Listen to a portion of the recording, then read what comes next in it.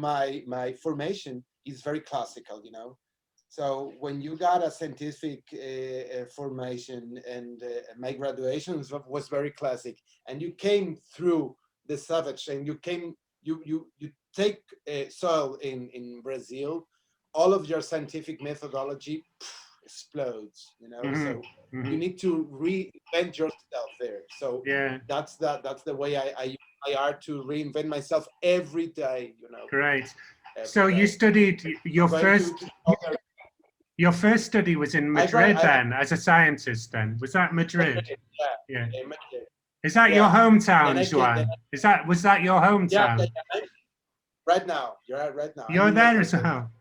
I Yeah. travel a lot with, well, when I was in England for 10 years, I traveled with techno for a long time. Um, with Uh-huh. a I with know. I with know. with a man called Luke Slater and his band Planetary Assault Systems. We'd always come to Madrid. It's a fun place to be. Remember, back in the times when we could have parties, Madrid was a party town, isn't it? Eh? I was there. I was there. I can define myself as a party man too. Yeah, yeah. I love techno. I love electronicals. Good, good. So I love. I still go over and art direct at some of the festivals in Portugal. I work for a festival there, a techno festival, and I'm responsible for What the the boom, boom, No, the no, boom that's the festival. hippie one. No, the techno one is called Festival Forte in a castle. I'm an art director of the gardens there as well, so I make it, I digitize it and bring it to life. I went to Boom Festival 3 times, I think. Lovely, eh? I saw your pictures of Burning Man online as well, you know, so you like Yeah, those kind of spaces, yeah?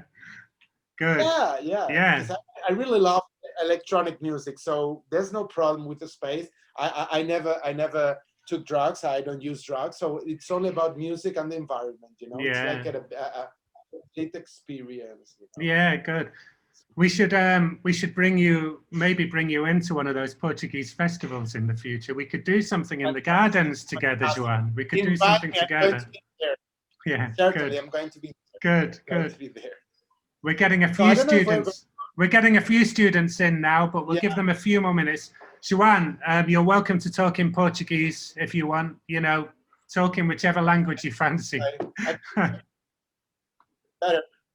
I really don't know right now where I locate my brain, because I'm writing in Portuguese, I'm talking in Spanish, and I'm always hearing music in English. So it's a moqueca, you know. It's like, Yeah. but I think it's very rich, you know. It's very Ah, rich.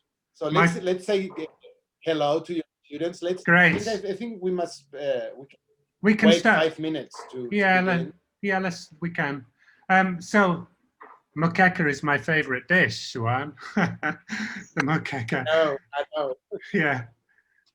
So in England we call it like a stew, don't we? So it's when everything comes together in one pot. Yeah. Good. Yeah. So I Good. don't know. I don't Let's, know if this classroom is going to be free. So I invite my students to participate with us. Lovely. So where are you Uh, teaching then, Joan? I'm teaching in FAU Santos, in Okay. Santos, Yeah. and I'm teaching in Universidad Paulista too. But But you're in Madrid at the moment, are you? yeah, right now Yeah. I'm teaching online, Yeah. and I finished my postdoctoral studies online too, because I Yeah. only submit my postdoc work there, and that's Hmm. finished right now. And I don't really. I think it's very comfortable to be in Madrid and teach in Brazil. You know, it's Yeah. fantastic because you Yeah. close the door of your room and you're in Madrid. You know, like Ah, I can. there are no, and I really love Yeah. Brazil, but right now it's very. I think it's a safe place to be thinking. You know, it's all Yeah. about my studies, my investigations about architecture, art, and I think Brazil is closing, you know, the frontiers of their minds. You know, it's like Yeah. Yeah. There's what I found. What I found here is there's lots going on always, isn't there? You know, And it's hard to find that space to think about those thoughts, isn't it? I think we're getting enough students coming in. We can start, Joan, okay? Students, we've got a wonderful guest in today. We've got Joan Cabello Arribas. Did I say that right, Joan? I hope so. Yeah. Okay. He's gonna discuss with you his ideas and his philosophies around the fronteras, bridging science, bridging art, bridging architecture, exploring some of those philosophies that we do in the class, but bringing them to life in such wonderful ways. I'll pass you over to Joan now. Joan, you're welcome to speak in any language. Spanish might be a little challenging for them, but give it a go if you'd like. So feel free to spend however long you would like to, and then at the end we'll do question and answers with the students as well. Okay. Okay. I think I'm going to use Portuguese. Okay. Good. Because, good. It's my lesson for today. We can do it. I really want to. Agora vou falar em português. Eu gostaria que as pessoas, pelo menos por primeira vez, mostrassem a cara uma vez. Uma vez.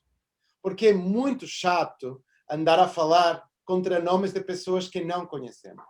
É muito difícil. Então, eu pelo menos já ponho as caras, porque assim a gente se encontrar pela rua, eu vou saber quem é que são vocês, não vocês quem sou eu. Então, eu acho que isto tem que ser uma coisa muito interessante, porque eu acho que o tema principal da fala vai ser a comunicação. E comunicar com nomes que são escritos numa tela é muito difícil. Tá? Ok? Bom, Diego, eu queria... Depois, se vocês quiserem, quando começar o papo, vocês podem desligar, tá bom? Eu primeiro, Diego, eu queria agradecer muito este convite. Acho que uma escola de artes criativas, para mim, é o meu lugar onde eu posso falar à vontade. Porque, embora eu seja um arquiteto de formação, seja de formação, de doutorado e de pós-doutorado, eu já superei essa situação e eu me sinto bem no meio de uma fronteira muito espessa, muito grossa, onde todo mundo criativo funciona. Portanto, mais do que nunca, Iago, eu acho que posso vir a falar com vocês e enriquecer também o meu mundo com vocês por fazer parte de uma escola de artes criativas. Eu acho que hoje em dia uma escola de artes criativas deveria ser uma gaveta única com todas as artes e toda a criatividade lá dentro. Não é um gaveteiro, senão é só uma única gaveta, né? Portanto, vocês vão ver que não há uma ordem nas coisas que eu vou falar, porque já tivemos 2, 3, 4 séculos de ordem. Acho que a ordem não é importante, a hierarquia não é importante, não há certo e há errado, não há nada disso. Eu quero transmitir e compartilhar com vocês a minha experiência, que é completamente o que chamam hoje em dia de uma questão transdisciplinar, mas eu acho que isso é o que eu chamo de complexidade.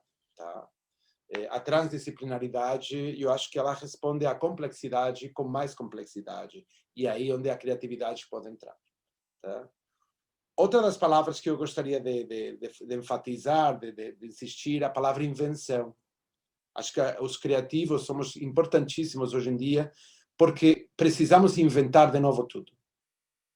Estamos numa fase de reinvenção. Portanto, eu estou a tentar criar uma lógica de reinvenção nos meus trabalhos. Tá? Mas é muito difícil, porque vocês vão ter que ultrapassar uma série de camadas. E depois a outra parte, que é muito importante, é ter a noção de quem nós somos na sociedade. Quem é que nós somos? Parte da sociedade, vamos criar desde a sociedade para a sociedade. Portanto, todo mundo dos egos, das vanguardas do século XX, desses egos, desses criativos, egocêntricos, né? Tudo isso, eu quero que vocês entendam que eu já ultrapassei isso, já deixei num outro plano, porque eu acho que o verdadeiro mundo criativo se faz desde o interior da sociedade. Porque a criatividade, as artes, a arquitetura, são puras políticas, é pura ideologia. E como eu estava a falar agora com o Jaigo, eu acho que hoje em dia o mundo da criatividade está claramente regido por duas questões, que é a honestidade e os afetos. Parece que a honestidade pode chegar a ser uma nova verdade para esta nova normalidade, e os afetos, né, Os afetos estão a ocupar esse mundo e a controlar essas relações e as comunicações das pessoas. E a honestidade é a única verdade que a gente tem. Portanto, pensem que não podemos continuar a não ser ideológicos. Toda a arte é ideológica, toda a criatividade é ideológica, tudo é ideológico, tá bom? Bom, Jairo, eu vou compartilhar a tela. Eu acho que, se você quiser, depois no final eu te posso mandar o PowerPoint. Odeio o PowerPoint. Odeio, eu tenho que dizer já que odeio. Eu gostaria de estar com vocês e poder mexer nos seus cabelos e manusear e tocar e cheirar e tudo isso. E acho que o PowerPoint já é uma coisa do século XX, né? Estamos no século XXI, já passaram 20 anos do século XXI. Que temos que ter noção do tempo que vai passando, né? Mas é a única maneira que nós temos agora de nos expor, né? Então eu vou fazer esse exercício e vou pôr esta maquineta em funcionamento, tá bom? Vocês podem interromper quando vocês quiserem. Isto não é um papo unilateral. Se é uma coisa que eu gosto do Zoom, é que todos ocupamos a mesma quantidade de espaço no quadradinho, tá? Portanto, e horizontalizou estas falas. Portanto, se vocês têm algum problema, interrompam. Se não entenderam, interrompam. Se o meu português ficou feio, interrompam. Se vocês falam se pensam que estou falando muito palavrão, interrompam, porque há palavras que precisam de uma intensidade diferente. Aí você faz assim, né? Faz assim uma coisinha, né? Eu não sou tão polite como o Jairo. Eu sou espanhol, os espanhóis somos de fala feia, somos latinos, quentes e horrorosamente mal educados, tá? Bom, eu vou colocar isto aqui, a ver se você vê. Está se vendo tudo bem, isto? Tá indo. Tá bom. Bom, eu chamei a fala de hoje plataforma atmosférica, geografia sonhadas e campos de liberdade, por uma questão muito clara, porque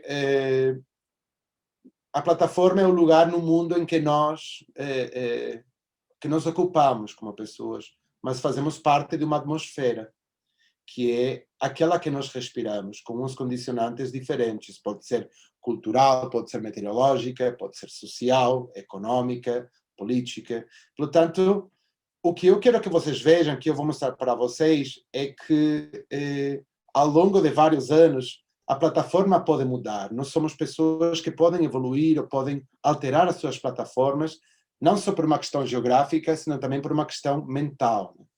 E eu chamei de geografia sonhadas e campos de liberdade porque cada dia mais chego à conclusão de que sonho e realidade são uma mesma realidade, são uma mesma complexidade. Então, eu muitas vezes sonhei imagens que depois recortei na realidade, e muitas vezes sonhei na realidade, ou recortei imagens na realidade que depois sonhei e experimentei nos sonhos mesmo, né? Portanto, essa componente do coração e o cérebro, e o sonho e a realidade, a mim já não me fazem mais sentido. Acho que temos que sonhar sempre porque respiramos. Isso é por isso que eu chamo de plataforma atmosférica. Tanto para sonhar como para realizar, estamos a respirar, estamos respirando. Portanto, essa condição humana que é ser vivo e respirar é o que conecta as realidades do mundo criativo. E os campos de liberdade, esses são os que nós procuramos para realmente criar, né? Temos que sentir-nos em liberdade para criar.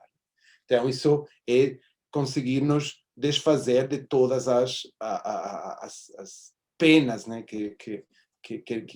Aquelas fronteiras, né, que nos engavetam e dizem, não, você é um ilustrador, não, você é um arquiteto, não, você é um desenhador de moda. Isso já não existe mais. Mas são vocês que têm que descobrir que isso não existe mais. Por muito que eu fale para vocês, não vai funcionar. Então, eu escolhi esta imagem, que é uma imagem que eu fiz recentemente, porque eu acho que apesar de que aparece isto é uma geografia afetiva, porque eu passei durante 3 anos visitando o Rio de Janeiro, de pronto me senti em Madrid, eu precisava do Rio de Janeiro, né? Mas aí o Rio de Janeiro, desde Madrid, sem ouvir o samba, sem ouvir o carioca, assim, tudo isso, de pronto virou outra coisa. Então eu já comecei a ver que ele já estava sendo incorporado na minha cabeça e já estava começando a fazer parte da minha topografia afetiva. E aí começaram a aparecer outros morros, né? E eu mostrei esta imagem há muito pouco tempo, porque este é o meu trabalho de final de curso, meu TFG ou meu TC, como vocês quiserem, e no meio da arquitetura, a imagem principal foi criada através de uma colagem analógica. E este é muito engraçado, porque a pessoa que aparece nessa colagem é o Eric Clapton. E em 2012 eu mantive uma conversa com Eric Clapton em Londres durante 1h30, porque eu estava a preparar uma conferência que dei no ICA, em Londres, e aí entrou uma pessoa com um boné e me falou: "Oh, o que tu estás aí fazendo?" Eu falei: estou preparando uma conferência. Mas o que é que tu és? E aí, pronto, tipo, 40 minutos depois, tipo, eu tiro o boné e eu falei: "Você é o Eric Clapton?" E ele falou: "Sou." E eu não sabia que o Eric Clapton e as colagens foram os que me levavam para o ICA nesse dia. São coincidências na vida? Não sei, mas dizem que há bruxas. Então, isto eu resumi muito rapidamente para o Jaigo agora, mas acho que o mapa é fundamental para entender o pensamento de uma pessoa. Portanto, qual é o seu mapa? Né? Eu nasci em Madrid, nesse pontinho vermelho, no hemisfério norte, tá? A 1 hora, não passa pelo meridiano de Greenwich, é Lisboa que passa, e aí me formei como arquiteto. Aliás, eu fiquei lá até os 23 anos da minha vida, né? E dali fui a viver ao Porto, saí de uma cidade do Alto Planície, do Planalto Ibérico, e fui morar à beira do mar, no Porto, onde trabalhei como arquiteto, me formei na velha escola do Porto, comecei a fazer os meus estudos de investigação, e eu voltei para Londres, e de Madrid tive que ir para Londres, porque comecei a entender que a história a minha história se mexia por grandes estados de emergência. Então eu fui estudar um momento de emergência, que foi a Segunda Guerra Mundial, e nada como estudar arquitetura depois da Segunda Guerra Mundial, como a cidade de Londres. Eu não sei se vocês têm essa questão na sua cabeça, mas eu mudei para Londres para estudar no Whitechapel Gallery, que foi uma galeria de resistência onde muitas obras durante a Segunda Guerra Mundial passaram para serem desviadas aos Estados Unidos e guardar a arte e não ser destruída pelos nazis. Foi um lugar franco, foi um porto seguro, né? Passaram Guernicas, passaram Duchamps, passaram de tudo por aí. E aí eu tinha que dar essa xeretada. E depois voltei para Madrid, defendi a minha tese de doutorado, e aí recebi uma oferta de trabalho e fui para São Paulo. Olha a diferença na atitude, né? Passei de ser de pronto a água da privada começou a virar para o outro lado. Então, isso para vocês pode ser muito engraçado, mas a mentalidade também muda para o outro lado. Entendeu? Você fazia xixi, a água ia para um lado, e de pronto você vai para um lugar e muda. Você viu toda a sua vida a água virar, fazer o redemoinho para um lado, e pronto você vira e fala assim: o que é isto? Né? Isto, atenção, não pode ser tão fácil assim, né? Então, dali eu estive em São Paulo, onde criei um escritório, e comecei a dar em 2015, 2016, comecei a dar aulas em Santos, porque fizeram uma banca pública e fizeram um concurso, e eu entrei na FAU de Santos, onde é uma das minhas alunas melhores, que está aqui hoje conosco. E aí comecei a recuperar uma coisa que eu não tinha em São Paulo, que era o mar, a água, o horizonte, né? De ali recebi o convite, aliás, recebi uma fellowship, uma bolsa para fazer o meu pós-doutorado em Rio de Janeiro, que ainda bem que já acabei agora. Portanto, vejam que a geografia física e a geografia atmosférica faz parte dessa plataforma. Portanto, eu, dentro destas plataformas geográficas, andei a situar as minhas plataformas de sentimentos, de afetos e de pensamentos. A melhor maneira de resumir o meu mapa, o meu atlas, é esta imagem de Nigel Anderson, que eu descobri na Tate, em nada.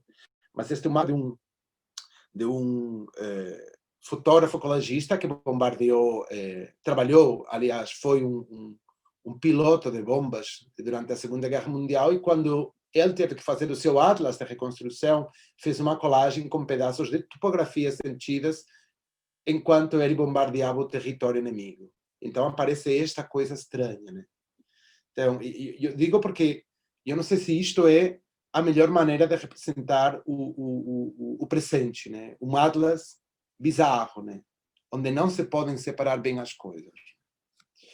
Claro que eu sou uma pessoa muito classicona, né? E eu fiz o meu estudo de atlas durante tempo, e tenho este mapa maravilhoso que foi feito pelo pelo investigador Alexander von Humboldt, e é um mapa, como eu chamo de...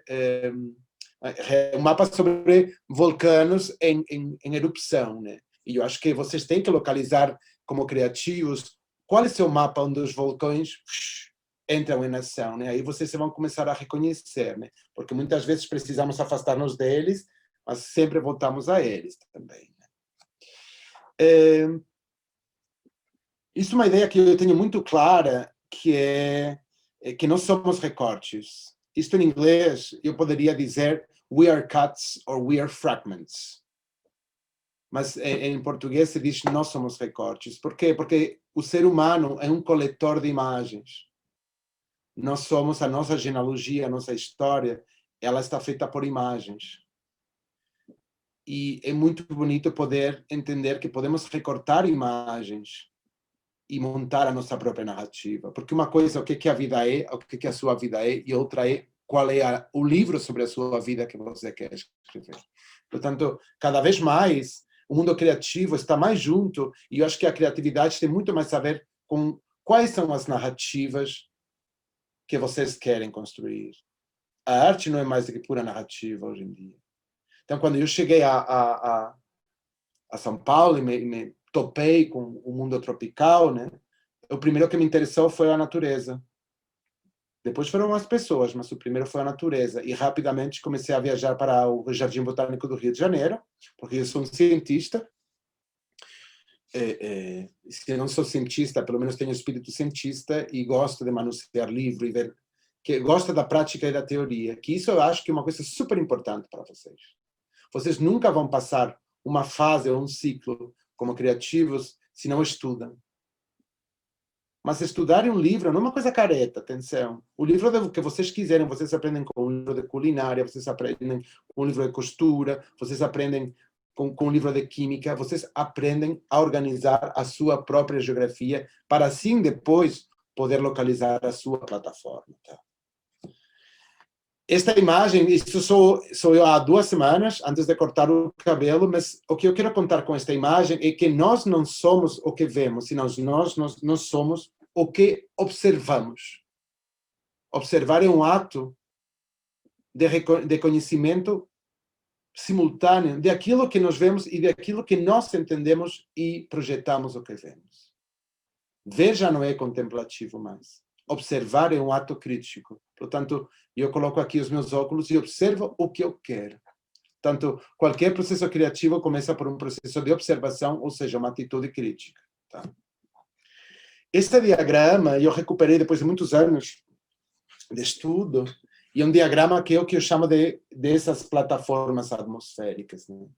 Isto é um diagrama que foi o Herbert Bayer, que por acaso era o responsável sobre o desenho de tipografia da Bauhaus, que ele desenha para explicar como montar uma exposição. E eu acho que o mundo é uma exposição. Eu acho que tudo é uma exposição, que você pode recortar e levar para casa, porque a casa principal está aqui, né? Na cabeça. Né? Então, mas nós podemos mudar o ponto de vista. Nós somos pessoas inteligentes. Aprendemos, experimentamos, podemos mudar. Tanto a teimosia, que faz parte dos criativos, eu acho que é o anticriativo. Portanto, temos que ser o mais inteligentemente possíveis, ou o mais inteligentes possíveis, e não ser teimosos. Tá? Quando você volta depois de 20 anos de sair da sua cidade, volta para a sua cidade e vê uma coisa destas, você vê isto, mas você observa isto. Eu vi aquela grua transformando uma praça na qual eu sempre tinha passado com os meus avós e já não reconhecia a praça porque reconhecia já outras coisas. Portanto, observar e transformar também. Então, cada um de vocês tem que procurar a sua ferramenta para transformar. Eu utilizo a colagem porque é uma ferramenta muito rápida. E eu consigo, digamos, projetar rapidamente sobre um papel, num recorte, numa tela, a ideia que eu tive. Porque claramente esta grua não estava fazendo mais do que mexer uns materiais numa obra, mas a minha grua dela já contaria o que era, mas estava fazendo outras coisas. Ou, sobretudo, poderia ter a vocação para fazer outras coisas. esta é uma imagem que também resgatei lá em Londres, porque Londres é um grande banco de imagens, e é para esta imagem que eu trabalho como criativo. É para todas essas pessoas que eu trabalho. Eu trabalho para as pessoas, eu trabalho para provocar as pessoas, eu trabalho para comunicar-me com as pessoas, eu trabalho para questionar as pessoas. Eu não sou uma pessoa autônoma que trabalha com o meu ego e egocêntrico e narcísico aqui, isto é para mim, não. Eu trabalho para as pessoas, e é assim, só assim que se pode trabalhar sem medo. Porque o que vocês fazem não é de vocês, é de todo mundo. Tanto que eu tive um problema muito grande, Jaigo, e todos, em São Paulo, que todo o meu trabalho de produção artística que eu fiz em São Paulo, menos alguma coisinha, sempre ofereci. E depois, quando fui fazer a primeira exposição, me pediram, mas onde está todo esse trabalho? E eu falei, não sei. Então tive que chamar a muita gente, fazer um chamado em Facebook de, olha, quero fazer uma exposição com o meu trabalho. Alguém daquelas pessoas que receberam um presente do meu trabalho, me podem juntar-se temporariamente para mostrar o que é que eu faço? Porque eu não tinha nada. Então, eu acho que esse desprendimento da obra, né? E esse deixar a obra como um outro elemento, porque o importante é o processo, é o fazer, e é dar, é comunicar. Tanto, quando vocês observam a sociedade como um conjunto de grupos estabelecidos, que estão todos em funcionamento, você começa a entender que essa paisagem social não é mais do que uma atmosfera. Hoje, mais do que nunca, né? Muitos destes grupos que estão aqui não se poderiam dar, porque a atmosfera está envenenada, né? Temos uma atmosfera que não se pode respirar, né? Portanto, é muito importante entender que vocês nunca vão ser compreendidos, sempre mas sim vai ter sempre um buraco neste ponto da sociedade onde vocês se vão poder conectar. Ou seja, o mundo da criatividade hoje em dia não é mais do que pura comunicação. É só isso, é comunicação. Quando o André Malraux quer montar o seu museu imaginário, que é um projeto muito político, né, que ele desenvolveu depois da Segunda Guerra Mundial na França. Imagina esta imagem, ele para fazer ele já está na sua plataforma, no seu escritório, né, rodeado de imagens. E eu acho que é assim que nós vivemos o mundo contemporâneo hoje em dia. E nós escolhemos e coletamos. Porque se observamos e escolhemos, automaticamente essa imagem passa a ser nossa. Porque aí o que nós fazemos é oferecer um afeto sobre essa imagem. Portanto, mais do que nunca, somos um campo de imagens. Somos imagens. Temos celulares que estão cheios de imagens. Eu sou da época em que os celulares não tinham câmera. Depois tiveram câmera e depois a câmera ainda agora faz selfie. Vocês sabem o que é que uma pessoa, mentalmente, o que isso influencia numa pessoa quando ela pode se retratar, autorretratar e se colocar no seu celular sem a ajuda de ninguém? Isso cria um distanciamento enorme. Você já não precisa de ninguém para tirar uma fotografia, você agora já faz sozinho. Talvez vocês já nasceram na época em que os celulares tinham câmera. Mas eu acho que o Jaigo e eu, os dois andamos de câmera e de celular no bolso, sempre. Porque uma coisa era conectar-nos com o mundo e outra coisa era o elemento que nos conectava ao mundo. Era diferente. Um dos grandes livros que eu estudei durante muito tempo foi este Green Box, que é o livro que compila todo o trabalho de Marcel Duchamp. Eu não me acho um erudito de Marcel Duchamp, mas sim me acho um estudoso, porque eu volto a ele, volto. Eu sempre estou voltando a Marcel Duchamp, porque ele me desestabiliza. E quando vocês sentem que quando vocês mais estáveis estão, aí é que vocês estão deixando de criar. Criar é um ato diário. Vocês criam quando vão na casa de banho, vocês criam quando fazem uma tapioca, vocês criam quando se estão vestindo diariamente. E se isso vira uma regra, vão para o Marcel Duchamp e se desestabilizem. Portanto, esses momentos de emergência que eu falo para vocês são grandes momentos de mudança de plataforma e de recomeçar tudo de novo. Porque isso já quer dizer que vocês já estudaram, já souberam. Este texto daqui, eu trago este facsímile porque é super bonito, é um texto de 1957, e eu comecei o meu doutorado em 1953, em Londres, E eu, no meio de toda a minha pesquisa, encontrei, claro que encontrei porque vocês já vão saber, mas tive que estudar muito a fundo isso para entender que Duchamp, o único que estava a prever nos anos todos do trabalho dele é que tínhamos que sair do mundo da informação, porque nos fazia escravos, e virar seres comunicadores. E todos os nossos produtos tinham que ser mediadores, tudo. Então, eu, hoje em dia, baseio toda a minha produção, seja do campo que for, tentando produzir mediadores. Sejam ambientais, sejam sociais, sejam ideológicos, sejam políticos, mas eles são pura e dura comunicação. Quando vocês vão ver este livro, né, que é realmente um catálogo do MoMA, né, sobre esta exposição, isso estava tudo engavetado. Então, assim, isso estava tudo bem organizadinho para que as pessoas não pensassem. Informação, como hoje em dia é o 100% ou quase 100% das exposições onde vamos. Né? Então, eles fizeram um timeline, aquelas coisas ridículas dos timelines e tudo isso, né? Porque eu acho que a importância do tempo é a simultaneidade e a duração do tempo, né? Não é uma timeline, não é um frame by frame. E aqui é muito engraçado que o mundo, isso sempre uso nas minhas aulas, para mim é fundamental para fazer a crítica. Porque a plataforma, atenção, onde vocês escolhem, é porque vocês estão produzindo uma crítica. Mas crítica não é falar mal, atenção. Crítica é, como dizem os ingleses, um review da situação. Não é falar mal. Tá? E quando vocês veem isto, vocês veem claramente que o mundo está dividido em duas partes. O que não é geométrico, mas é abstrato, e o que é geométrico e abstrato.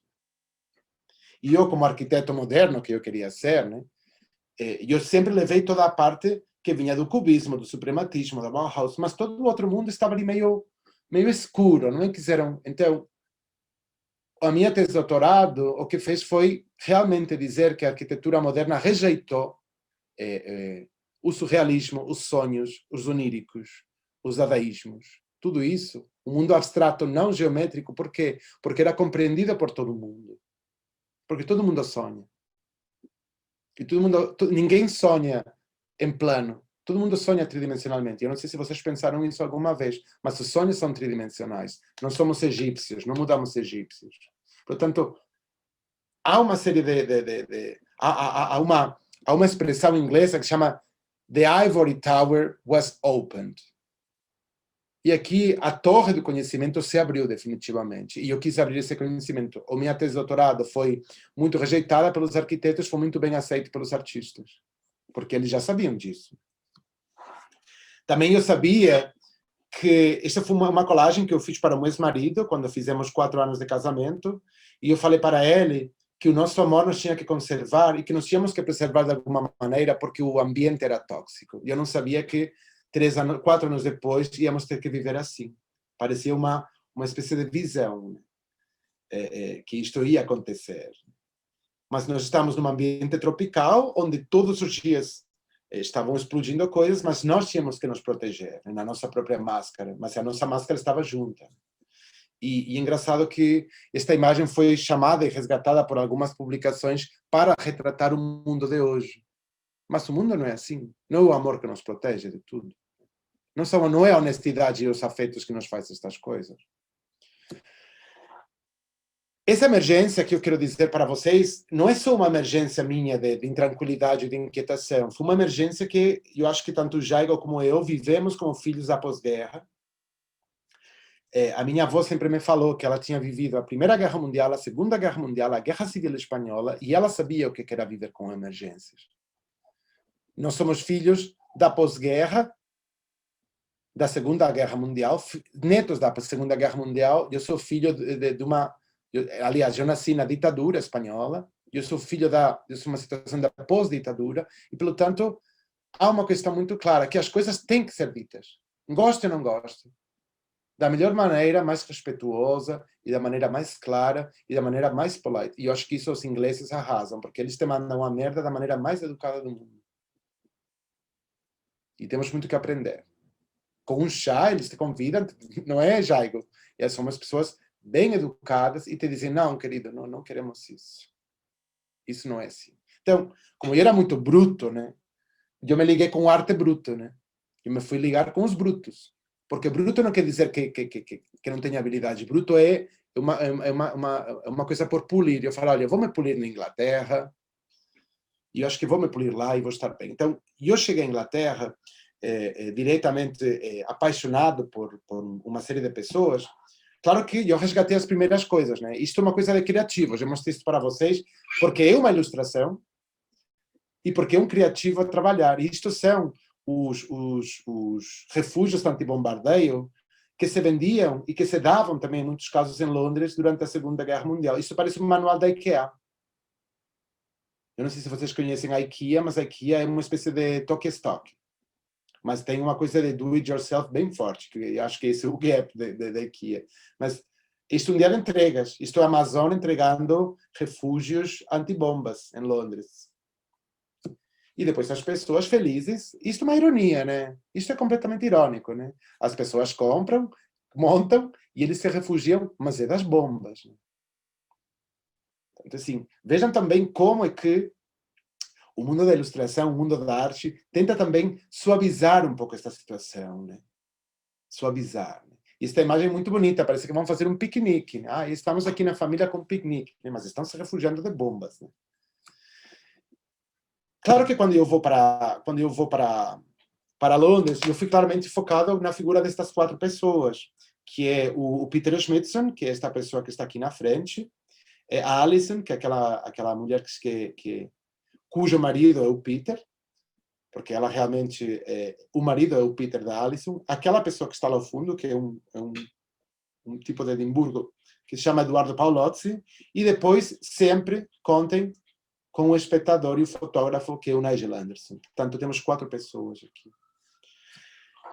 E eu juntei o mundo deles, eu claramente me formei no mundo de Alison e Peter Schmidtson, com uma grande formação clássica de arquitetura, mas eu decidi que queria extrapolar e queria sair das minhas fronteiras. Me juntei com estes 4 e estive estudando 7 anos a produção destas 4 pessoas. Claro que, à medida que você vai investigando e vai vendo livros, e vai a archives, e vai para a Tate, e vai para a Victoria, e vai para a Whitechapel, e vai para Harvard, e vai, porque eu sou muito obsessivo, você descobre que o mundo deles não eram só eles 4. Aí aparecem todos os satélites à volta. Então, vocês veem que está o mundo inteiro. Porque são pessoas... Imagina que vocês se dedicam a estudar pessoas que estudavam. É um mundo sem fim. Tá? Então, eu estive 7 anos à volta de tudo isto. Estive a ver documentários da BBC, que são maravilhosos, sobre arte e sobre sociologia. Estive a estudar os Mass Observations Projects, que se fizeram em East London durante os anos 40, 50, que foram incríveis. A parte das arquiteturas, tudo isso. Portanto, isso que eu quero dizer é que, para se desengavetar e para ser um verdadeiro criativo, vocês têm que já ir procurando figuras que queriam desengavetar-se. E estas pessoas tanto se desengavetaram que acabaram com as gavetas do Independent Group em Londres, tanto que o Independent Group, quando eles começaram a trabalhar, sumiu, e desengavetaram os congressos internacionais de arquitetura, tanto que em 1952, quando eles vão por primeira vez e no 53 atuam, no 59 também desapareceu. Mas há uma coisa que é assim, isto não é só de fala, isto é ação. Isto é ação. Estes tipos foram muito ativos. Isto poderiam ser 2 hipsters hoje em dia, até a roupa é super hipster, né? Esta é uma imagem do Nigel Anderson, que isto é ele como fotógrafo, e isto é ele como pensador. Eu acho que qualquer criativo, qualquer pessoa... Aliás, eu acho que todo mundo é criativo. Todo mundo é criativo. Todos os dias nos confrontamos com um processo de criação. Mas há uns que nós utilizamos suportes para revelar e imprimir essas criações. E este é um sketchbook que eu descobri na Tate, do Nigel Anderson, sem saber que... Por quê? Por que me atraiu tanto isto? Porque os meus sketchbooks eram muito semelhantes. Então eu falei, isto está estranho, né? Isto está estranho, né? Isto é uma fotografia do Nigel Anderson, mas ele e Eduardo Paolozzi, fazendo uma réplica de uma das imagens dos retratos mais famosos do Duchamp. Por quê? Porque se vamos um pouco para trás, vocês conseguem ver que o Nigel Anderson e o Eduardo Paolozzi estão muito conectados com Marcel Duchamp, já que Nigel Anderson trabalhou com Duchamp em montagem de exposições. Eduardo Paolozzi fui um grande admirador do Duchamp, como todos os novos radicais punks, porque o punk e o pop nasceu na Inglaterra, gente.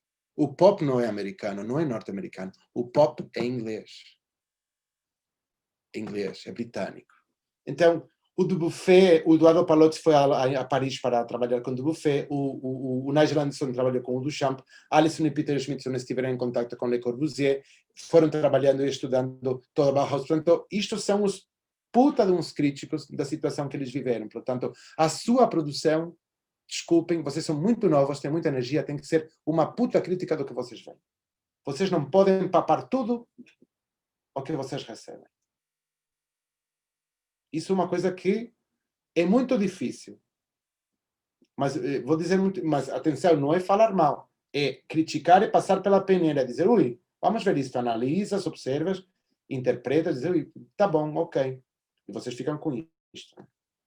Então, quando vocês se metem no mundo da crítica, e você descobre, por exemplo, esta imagem, né? Você descobre que o criativo também pode ser mal entendido como um objeto, como um brinquedo, né, do mundo rico, né? Aí vocês localizam a sua plataforma. Onde é que vocês se querem localizar como criativos? Esta é a primeira colagem do mundo, a primeira imagem do mundo onde aparece a palavra pop. Tá? E vem de pop, vem de popular. Mas isso é um pop que está tirado de uma imagem de uma pipoca. Porque as pipocas não pipocam em inglês. Em inglês fazem pop, pop, pop, pop, pop, pop, né? E o pop foi retirado daí. Então, nesta colagem, resume um pouco o que eu quero fazer hoje, que eu quero fazer umas confissões íntimas com vocês. Tá? Amanhã faremos outras, porque todos os dias é diferente. Uma das primeiras foi esta. Eu acho que a Letícia me conhece, e por trás das minhas... Há uma aluna minha de São Paulo e de Santos, e por detrás das minhas palavras sempre há um livro, né, Letícia, eu acho. Né? Então, eu consigo dizer que por detrás de tudo isto sempre houve uma grande admiração pelo mundo das colagens, porque os deuses egípcios que misturavam homem com coiote era uma colagem. O Minotauro era uma colagem. O Centauro é uma colagem. Ganesha, não sei se vocês sabem quem é Ganesha, é uma colagem. Tanto a colagem esteve sempre, né? O primeiro machado foi uma colagem em 3 dimensões, ou seja, uma assemblagem, que foi um pau e uma pedra, mas isso é uma colagem. A colagem não é a importância das coisas, a colagem é forçar uma comunicação entre coisas. É isso que mais me interessa a mim como colagem. É criar o vínculo. Justamente numa época em que nos estão tentando afastar, nos nossos celulares, nos nossos selfies, tudo isso, o importante da arte para mim, ou pelo menos da criatividade, é voltar a juntar as coisas. E isso é o que eu faço com as minhas colagens. Pode ser muito romântico, mas eu acho que por trás de qualquer processo criativo há um certo romanticismo. Claro que eu sou arquiteto, né? E eu, desde o primeiro ano, pensei em tridimensionalidade. Por isso eu não entendo porque que os arquitetos continuam com a punhetagem, tridimensionalidade, se nós já sabemos que todo mundo sabe. Né? E este livro daqui, que se chama Arte da Assemblage, é o que me ajudou a entender essas 4 personagens que eu vi lá em cima, porque os 4 faziam ensamblagens desde disciplinas diferentes. Porque os projetos de Alison e Peter Schmidt não são assemblagens que depois são representadas em papel como projetos de arquitetura, mas eles são pensados como assemblagens. Os projetos do Palozzi são assemblagens. E as colagens do Nigel são assemblagens. Portanto, eu encontrei na colagem uma maneira de conectar outras pessoas comigo, né? E de comunicar. Esta é a primeira exposição que eles fizeram juntos, que eu vou passar rapidamente, mas é muito bonito o tema, né, que se chama Parallel of Life and Art. Eles situaram a sua plataforma entre a vida e a arte. Porque a vida, anos antes, simplesmente 8 anos antes, tinha terminado em Londres. Né? Até esse ano, até 1953, deixaram de racionar o leite e o pão. é que parece que foi muito longe, mas meus pais eram vivos, meu pai tinha 13 anos. Estamos falando da capital do Reino Unido, onde ainda se guardava uma quantidade de pão e uma quantidade de leite para cada personagem da população da sociedade. Não foi tão longe assim. E é muito bonita esta imagem, que é extraída de um catálogo do Moholy-Nagy, onde realmente se vê uma pessoa criativamente barbeando. Fazer a barba é um ato criativo. Claro que eles fazem uma radiografia, né? Portanto, é uma maneira de aproximar-se profundamente no cotidiano, né? Através de uma radiografia.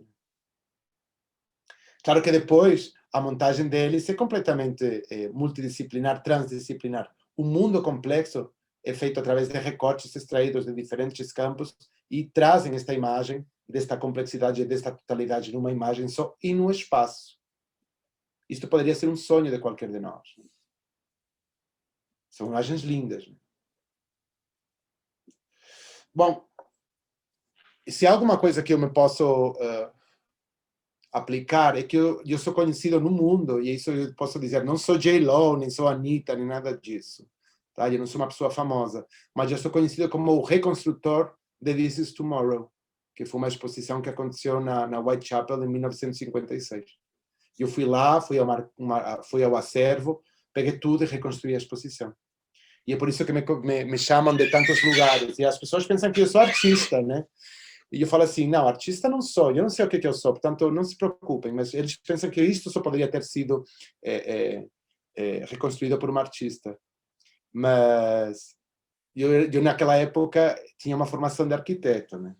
Então, este é o catálogo, eu trouxe isto, se vocês quiserem o catálogo, eu posso enviar, tenho as imagens, já é um facsímile que se vende em Whitechapel, eu não sei se vende online.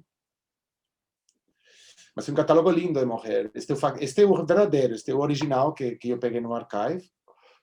Estes são Alison e Peter Schmidtson, vestidos para a ocasião, porque eles estavam indo embora no dia da abertura da exposição, e eles fizeram toda a montagem da estrutura e foram embora para lutar outras lutas nos congressos internacionais de arquitetura. Né? E quando eles voltaram, encontraram a sua casinha com essa imagem daí, que eu tive a honra, né, de estar com ela sozinhos numa sala na Tate Britain durante 6 horas. Eu não podia tocar, né, mas quando os polícias da Tate iam embora, eu tocava. Né? Importante tocar as coisas. Este era o meu gabinete de estudo na Whitechapel, e foi a primeira vez que todos os posters, que estavam todos no acervo, viraram juntos. Portanto, eu comecei a entender que, colocando estas comparações maiores, eu conseguia tirar mais, ou seja, afastando-me das coisas, conseguia entender melhor elas. Né? Então, eu acho que para entender a realidade temos que nos afastar um pouco. Né? Talvez eu agora esteja a entender melhor o Brasil a 8.500 quilômetros. Né? Porque quando estamos dentro da moqueca, né, não entendemos nada. Né? Mas quando nos afastamos um pouco, conseguimos ver. Portanto, a minha plataforma de observação agora está um pouquinho longe.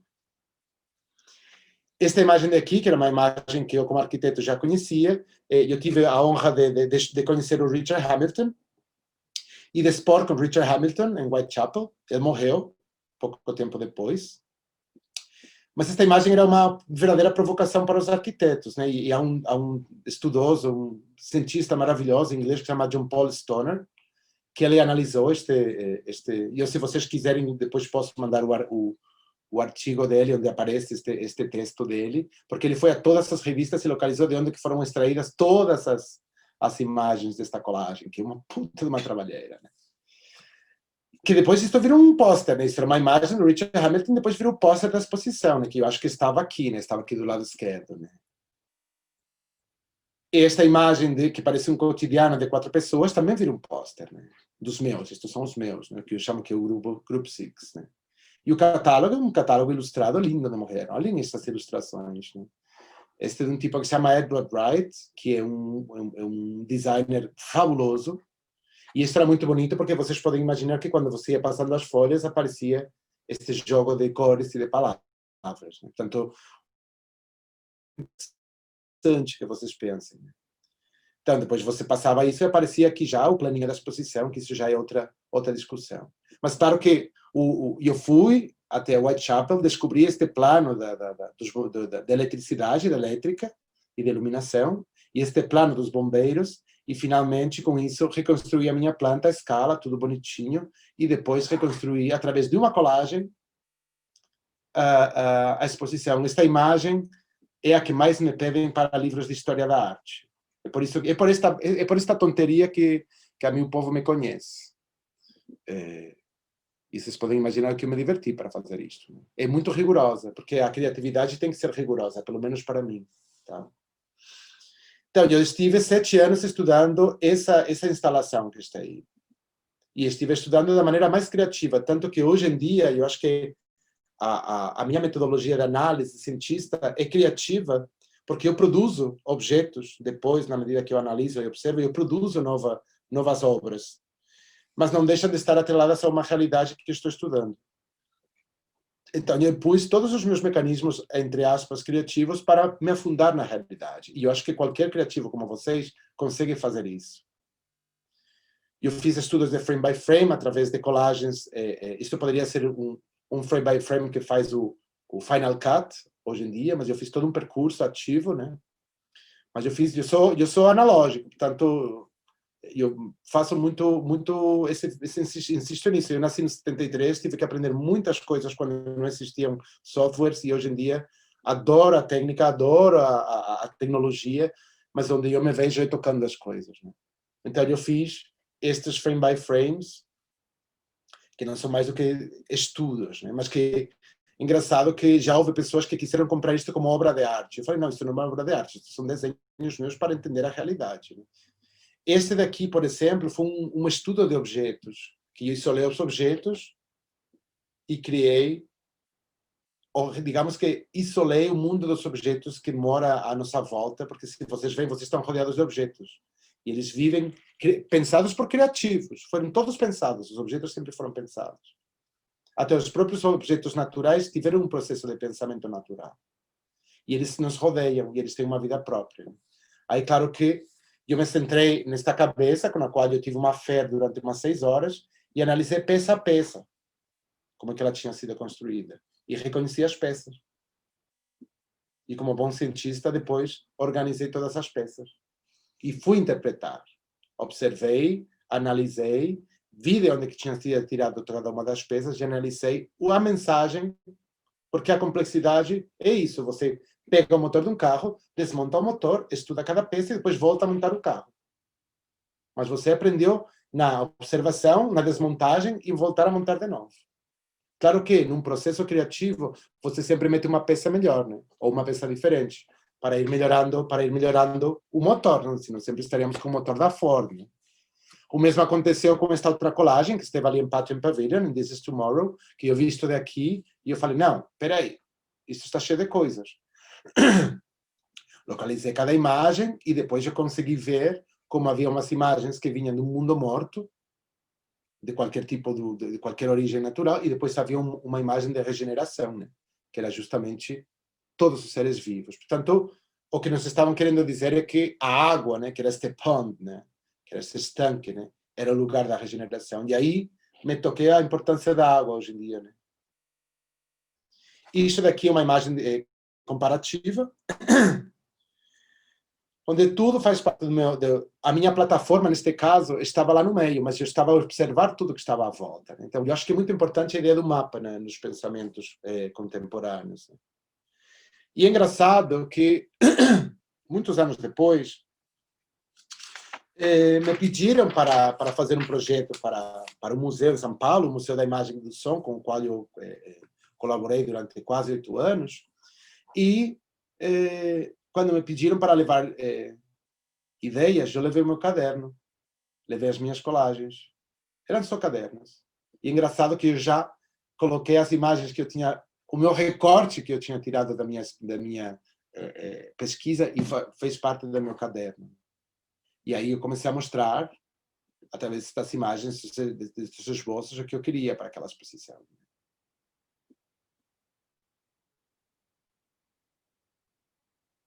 Eu queria que ela fosse externa, né? Porque o Museu da Imagem e do Som é uma baita feia museu, né? E eu queria que ela fosse no jardim, né?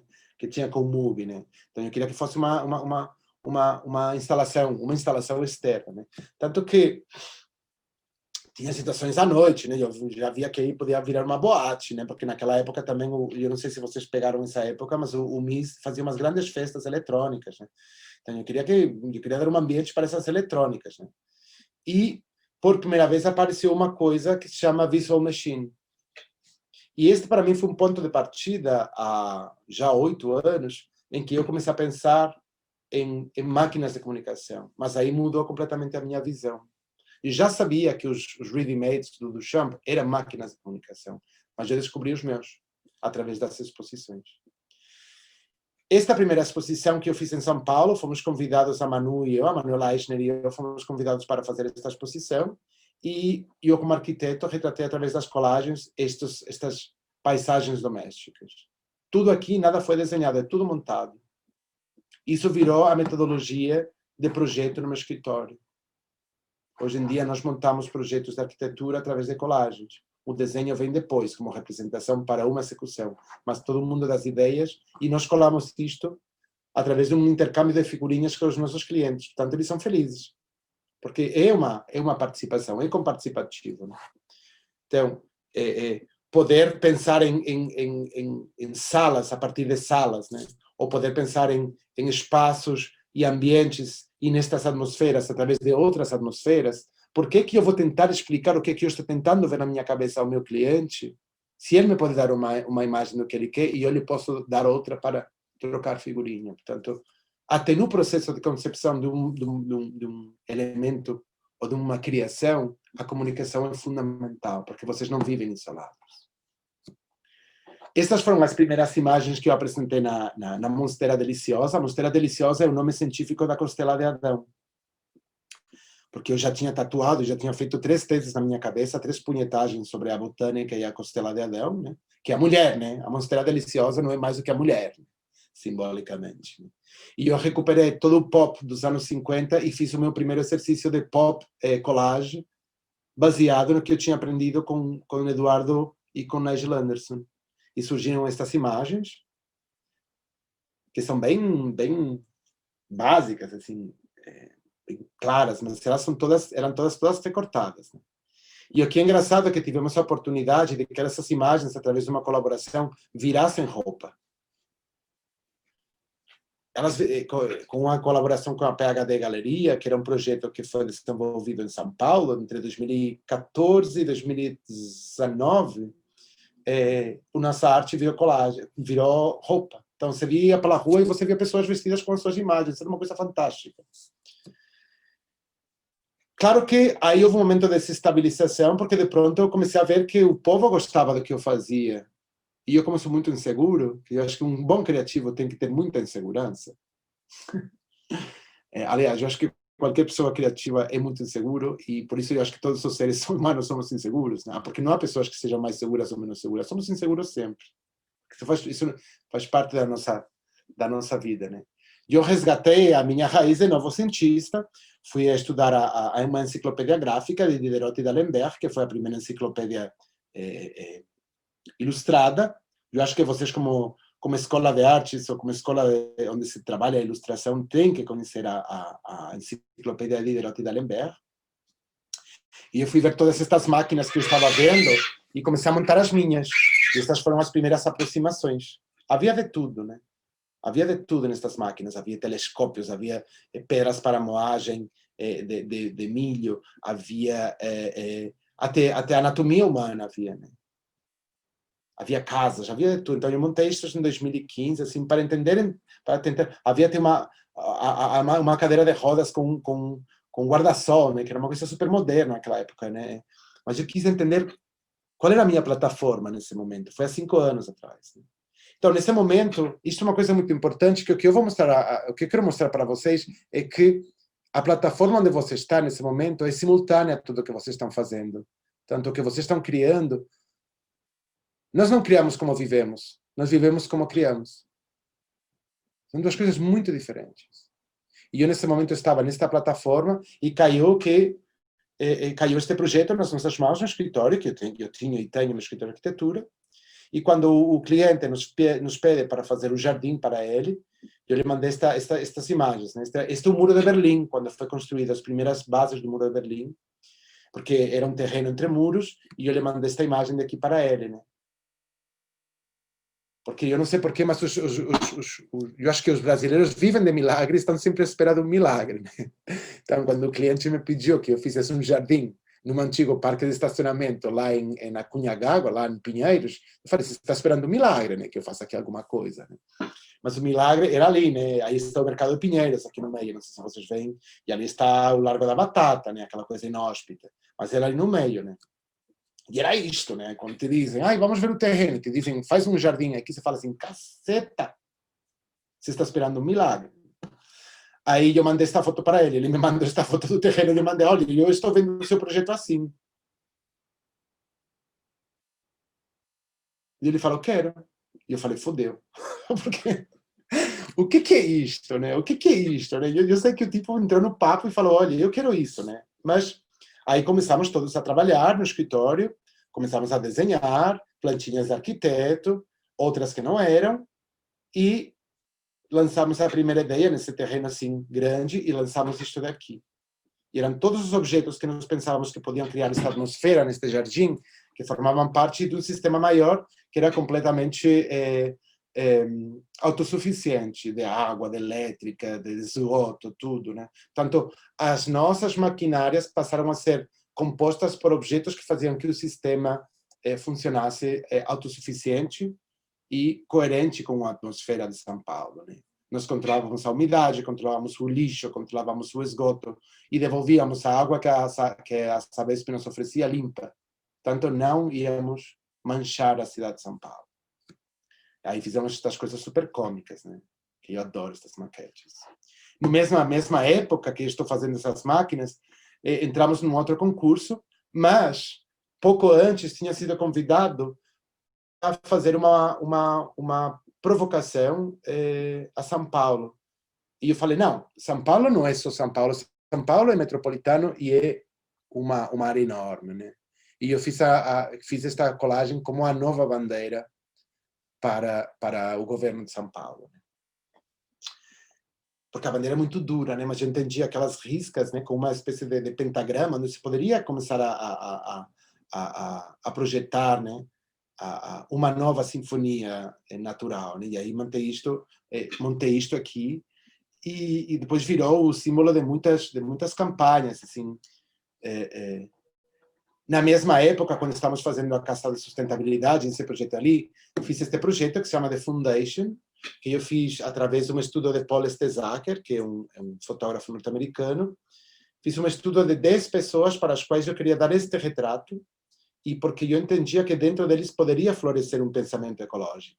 Então, eu fiz 10 e depois eu escolhi as pessoas, e só 10 pessoas em São Paulo têm isto pendurado na sua casa. E foi muito bonito, porque não só compartilhei os meus estudos de botânica, senão também sobre fotografia e sobre identidade. Porque estes retratos do Stezaker juntam homem e mulher sempre, falando que o futuro não tem gênero. Mas para mim já era um sabido, depois de ter visto isto, e o futuro era um não gênero com pensamento ecológico. Então, produzi estas imagens. Esta foi a Casa da Sustentabilidade, que tinha muito de arquitetura, mas olha como as máquinas, né, que eu estudei um ano antes, já apareceram na temática comunicar. Não sei o quê, mas elas estavam lá tentando comunicar. E depois criamos esta coisa estranha, que era uma coisa assim muito complexa, assim, mas as colagens estão. A colagem, neste momento daqui, foi um pensamento adquirido e foi um elemento de comunicação, de uma ideia da arquitetura. E era isto, né, que era uma coisa muito estranha. Simultaneamente, a PhD começou a me tirar um pouco do corpo, porque não sabiam por que, mas as minhas colagens se vendiam muito bem na roupa. E eu, naquela época, estava entrando no carnaval, eu já era um gringo já com 4 anos, não, com 6 anos do Brasil, começava a entender o carnaval, mas estava começando a não saber se eu ficava, não ficava, e eu falei assim, não, aí fui recuperar as minhas bases como criativo, e aí apareceu Brancusi, e apareceu Giacometti, que para mim são peças fundamentais, né? E eu meti eles numa selva, porque eu me sentia um pouco isso, numa selva. Mas aí a PhD veio e transformou isso num vestido, e eu falei, porra! Como é que você vê isso num vestido? Aí você vê, eu fui pela rua, tipo, uns meses depois, e aí vi uma menina linda, com um cabelão, assim, linda, linda, com um vestido assim, vestida com o Brancusi e o Giacometti, e eu falei, gente, que lindo, né? Essa é a minha satisfação, como quando eu dou aulas, quando eu vejo um aluno que, que, que fala e pensa sobre o que eu lhe falo, isso é a minha satisfação. Não é impor um pensamento, é ver que a pessoa se sente livre com aquilo que você oferece. Da mesma maneira que a minha visão de São Paulo, que tem truque, porque o terraço Itália não é tão alto, é muito mais baixo. Porque eu morava, eu moro, quer dizer, eu moro num prédio aqui que eu vejo nesta imagem. Então eu me coloquei ali também na imagem de São Paulo, mas ela também virou bolsa, né? Então eu acho que muitas vezes de estudar para um objeto é absurdo, né? Já veremos se interpretando essa imagem pode virar depois parte de um objeto. Né? Isto foi parte de uma campanha para Calvin Klein, que eu fui convidado. E aí, esse ano dali, eu tive assim, um crack na cabeça. Eu acho que coincidiu justamente quando eu comecei a dar aulas com a Letícia, acho eu, Letícia. Se não foi em 2017, foi em 2018. Mas eu falei, não aguento mais a arquitetura brasileira. Não me diz nada. Eu queria estudar indústria brasileira, mas não havia. Portanto, eu fui de novo às minhas fontes, fui estudar a Bernie Hiller-Becker, não sei se vocês conhecem, que são dois fotógrafos maravilhosos, e fui estudar estética industrial, para ver se aquelas máquinas que eu tinha pensado de Leroy Dallenberg poderiam ser descobertas na realidade. Por que eu estou dizendo isto? É porque tudo está inventado. Tudo está inventado. O nosso campo de liberdade, hoje em dia, não é a invenção, é a interpretação. Nós temos que ser grandes intérpretes do que vemos. E nessa interpretação, se dar-lhe a volta para que se ajuste e seja mais coerente com o presente atual. Tanto para mim, Bernie Hiller-Becker foram 2 anos sem parar de trabalhar, e aí eu comecei a fazer as minhas máquinas, que eram estas imagens aqui. E faziam de tudo, as minhas máquinas no mundo onírico faziam de tudo. Despoluíam água, criavam alimento. Esta, por exemplo, absorvia acusticamente, fazia um grande amortecedor acústico e também lançava outros sons. Né? Claro que aí vem a tecnologia. Eu encontrei uma aplicação do Apple Store que se chama Creatic, que ela faz estas funções automáticas. Então, nas viagens que eu fazia para a universidade, metia as minhas colagens e ele funciona, né? Faz este melting, né? Faz esta assemblagem, assim. Então, parecia que estavam lá, né? Eu me diverti imenso, né? Porque eu colocava as minhas coisas onde eu queria, né? Ou por aqui, isto é Learning from Las Vegas, esta é Denise Scott Brown, e eu coloquei uma das minhas máquinas como parte desse papo aí, né?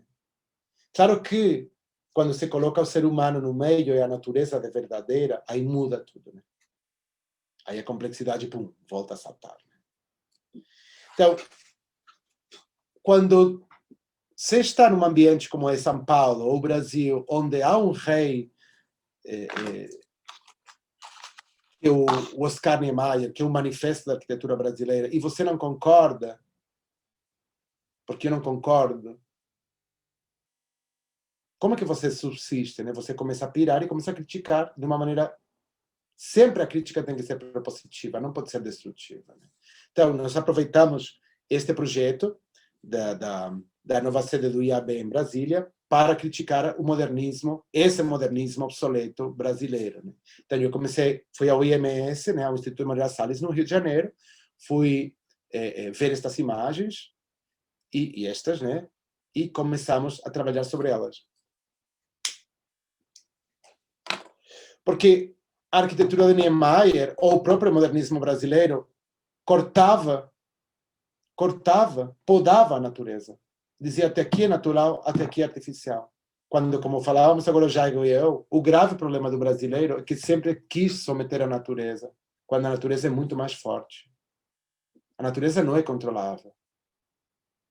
Então, nós criamos um espaço onde a natureza pudesse tomar conta, né? Então, esta imagem sequíssima, né, que poderia ser em Stuttgart, né? Isto é Brasília, né? E nós voltamos a trazer a natureza para Brasília, né?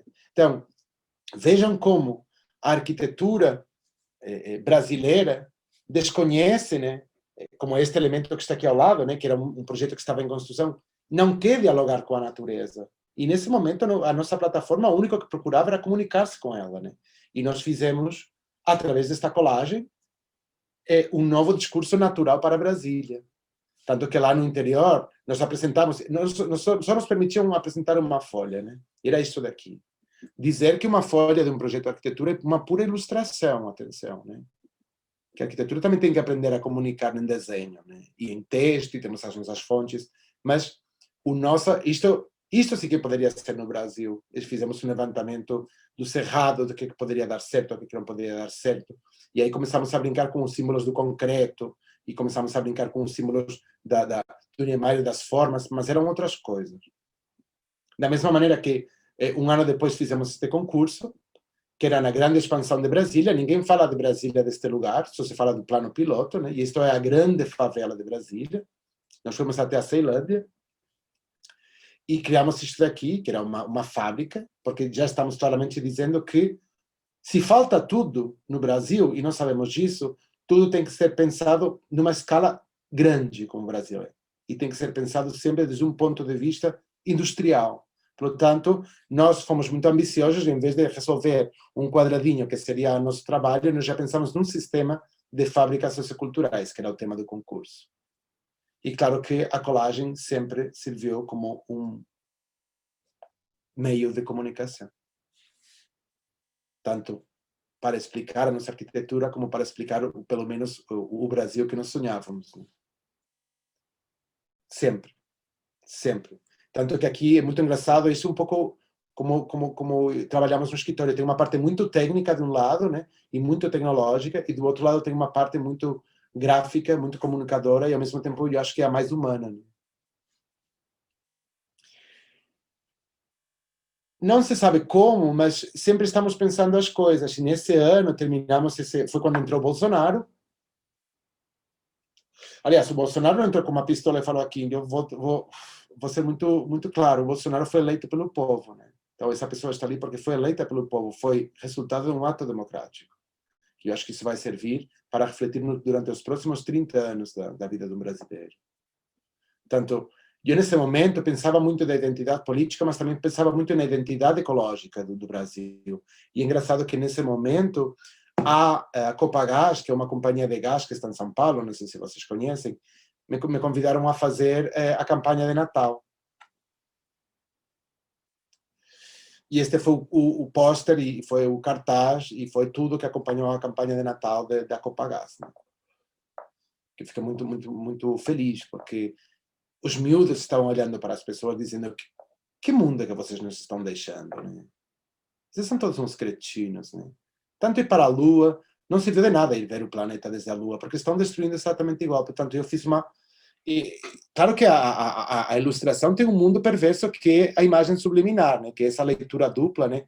É a que o artista normalmente põe quando está criando, né? E a pessoa, simplesmente vista, viu uma coisa lindíssima, né? Viu o balão da Copagás e viu o trabalhador da Copagás e ficou feliz, mas por detrás disso havia uma crítica ao sistema ecológico brasileiro, que é: estamos a ver desde o satélite que estamos a destruir a Amazônia e não estamos a fazer nada? Não estamos fazendo nada. Esse momento de inestabilidade me faz dar mais a minha pesquisa, e naquela época estava completamente centrado e focado em sistemas de informação e representação geográfica, e fui aos primeiros sistemas, que são os desenhos do Alexander von Humboldt, que é um investigador alemão, muito amigo do Goethe, que não sei se vocês conhecem o Goethe, e ele se atira, pago pelo governo espanhol, porque ele ganha uma bolsa, se atira para a América Latina a fazer representação do clima, né? Que o clima, o conceito de clima que hoje todos nós entendemos, foi ele que, entre aspas, inventou. Porque ele se mexeu em tantas atmosferas, por tantas plataformas, que entendeu: olha, desculpa, aqui há umas coisas comuns, outras que não, e começou a desenhar os primeiros mapas de clima, né? E nesse ano, uma amiga minha fazia 40 anos, e eu nessa época estava pensando como é que se poderia representar a deusa natureza. E aí fui aos clássicos, né? E está Vênus, né? Que saía da concha, né? Da água, né? eu dei este presente de aniversário para ela, porque realmente ela virou uma Vênus tropical. Né? Porque ela é branca, branca, branca, branca, branca, branca, branca, branca, branca. E quis traduzir o que eu estava nesse pensamento nesse momento, mas claramente o Brasil é isto. Eu vi durante muitas casas dos brasileiros pendurado como uma coisa a mais, né, como uma ilustração, né, o jantar brasileiro do Debré.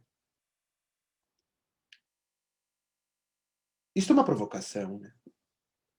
Isto daqui é uma provocação.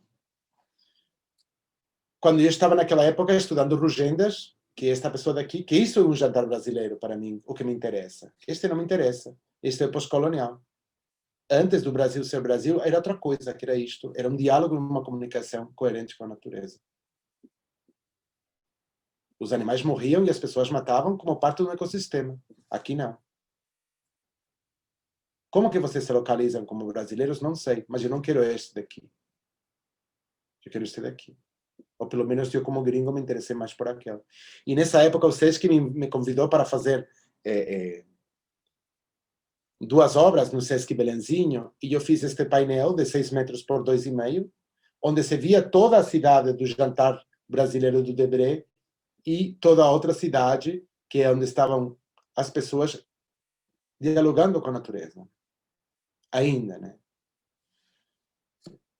E aí estão todos os nativos que ainda dialogam com a natureza, né? Claramente, depois fiz um zoom para outro painel e eu vi como a arquitetura, né? Hoje em dia, a cidade de São Paulo é construída sobre pequenas salas de jantar de Debré brasileiras, né? Umas em cima das outras, que são as torres da imobiliária, né? Mas depois a verdadeira riqueza está naquelas pequenas favelas, né? Ou essas grandes favelas, onde as pessoas se autoconstroem, né? E esse processo de autoconstrução é fundamental para o ser humano. Claro que eu, ao invés de colocar uma imagem da favela, coloquei uma imagem do Gordon Matta Clark, né? Porque isso faz parte do meu recorte, do meu universo de recortes.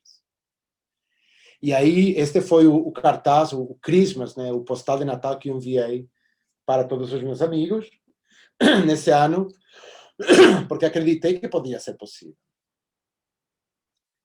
Coincide isso com a minha começo de pesquisa do pós-doutorado no Rio de Janeiro, e me conectei com esta pessoa que se chama Sérgio Bernardes, que eu recomendo para vocês, porque é um arquiteto que não trabalha com desenhadores, trabalha com ilustradores.